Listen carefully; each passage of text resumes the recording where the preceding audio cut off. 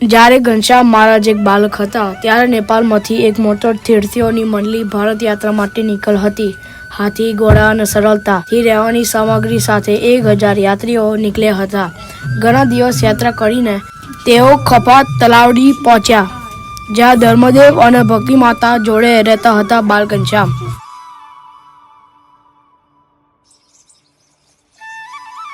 હે પ્રભુ, અમે આટલા દિવસથી તમારું નામ જપતા જપતા આ યાત્રા કરી છે, પણ હવે શરીરમાં અશક્તિ આવવા લાગી છે. અમારા સાથે લાયેલા ભોજનની પણ સમાપ્તિ થવા આવી છે. ભોજનનું તો નામ જ ના લેશો મુનિવાર. ખબર ને ક્યારે ભગવાન આપણી પ્રાર્થના સાંભળશે અને આપણને ભોજન પ્રાપ્ત થશે. એ તો ભગવાન જ જાણે. અગર 1-2 મુનિ યાત્રા પર નીકળ્યા હોત તો કોઈ પણ ગામવાસી દયા કરીને ભોજન કરાવી દે, પણ 1000 યાત્રીઓ જોઈને કોઈને સાહસ નથી થતો. મને તો લાગે છે કે હવે તો ભગવાન જ આપણી ભૂખ પૂરી કરી શકશે. હા ભગવાન જરૂર કોઈ ઉપાય કરશે. આ મૃત્યુયોગમાં મનુષ્યનો તો વિશ્વાસ કરાય જ નહીં. તે સમયે ઘનશ્યામ ત્યાં એમના મિત્રો સાથે પધાર્યા. આ બાળક કેટલો ઉજ્જવળ દેખાય છે. એમાં તો એક અલગ જ દિવ્યતા લાગે છે. એ બાળક, અમને ઘણા દિવસોથી ભૂખ્યા પ્રવાસ કરીએ છીએ. અમે નેપાળથી લંબી યાત્રા કરીને આવ્યા છે. તું અમને કહીશ અમને ખોરાક ક્યાંથી મળશે? હે મુનિવર, તમારો આગમન કરીને અમને બહુ જ પ્રસન્નતા થશે. તમે અમારા નિવાસસ્થાન પર પધારો. અમારા પિતા ધર્મદેવ તમને જરૂર ભોજન કરાવશે.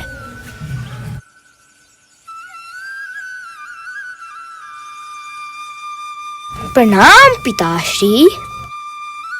ઘનશ્યામ, આ તમારી સાથે કોણ છે? આટલા બધા વ્યક્તિઓ? પિતા, આ 1000 મુનિઓની પાલથી આવ્યા છે. તે ખૂબ દિવસથી ભોજન વગર યાત્રા કરે છે, તો અમારી ઈચ્છા થાય કે આપને સૌને ભોજન કરાવીએ. તમે વિચારો, આપને કેટલું પણ પુણ્ય મળશે. ઘનશ્યામ, આ 1000 વ્યક્તિ છે. આપણે એમનું શું ખોરાક આપશું? ભગવાનની કૃપાથી આપણા ઘરમાં ક્યારેય પણ કોઈ ખોટ તો નથી પડી, પરંતુ 1000 મુનિ? પિતાશ્રી, અતિથિ તો ભગવાનના સ્વરૂપ હોય, અને જો ભગવાનને ભોજન કરાવવું હોય તો આપને શું વિચારવાનું? એ તો ભગવાન જોઈ લેશે. આપને રસોડામાં જે પણ છે એ આપને અતિથિ માટે છે. ભગવાન બધાની ભૂખ પૂરી કરશે. તમે બસ વિશ્વાસ રાખો. તમારી વાત તો સાચી છે ઘનશ્યામ. તમારી ઉંમરથી તો તમે બાળક છો, પણ તમારા સિદ્ધાંતો એક વિદ્વાનના છે. આપણે ઘરમાં જે છે તે આ અતિથિ માટે હું લઈને આવ્યો છું.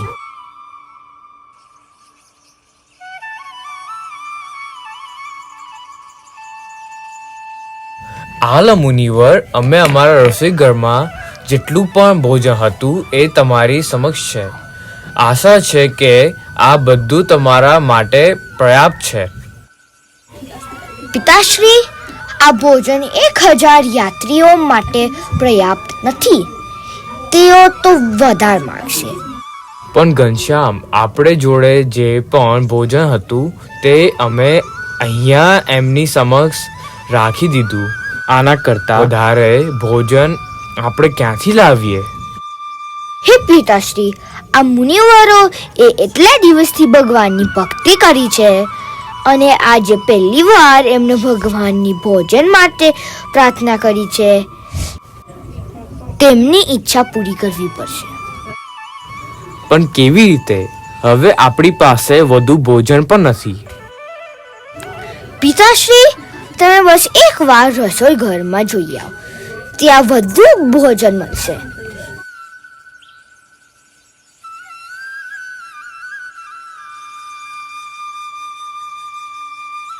ઘનશ્યામ, આ તો એક ચમત્કાર થઈ ગયો. ખબર નહીં કેવી રીતે રસોઈ ઘરમાં ભરપૂર ભોજન મળ્યું. મને તો ખાતરી હતી કે બધું સમાપ્ત થઈ ગયું હતું. વાસ્તવમાં એક ચમત્કાર છે. આ બધું ભગવાનના આશીર્વાદથી થયું છે. હા, હું પહેલાથી જ આ બાળકને દિવ્યત્વ સમજી ગયો હતો. આ પોતે ભગવાન ધરતી પર આવેલ છે અને આજે પોતે ભગવાનને આપણને ભોજન ખવડાવ્યું છે. અમારા તો ભાગ્યા ખુલી ગયા ભગવાન. મારા ભક્તોને જે પણ આવશ્યકતા હશે એ હું પોતે પૂરી કરીશ. બસ એમને મારામાં દૃઢ વિશ્વાસ અને ભક્તિ હોવી જોઈએ. આવી રીતે ઘનશ્યામ મહારાજે 1000 યાત્રીઓને ભોજન કરાવ્યું. આ પ્રસંગથી આપણને શીખવા મળ્યું છે કે જો શુદ્ધ ભાવના હોય તો ભગવાન સદાય આપણી સહાયતા કરે. અગર આપણી આર્થિક સ્થિતિ ના હોય પણ એક સહાયતા કરવાની ઈચ્છા હોય તો ઘનશ્યામ મહારાજ એક માર્ગ બનાવશે.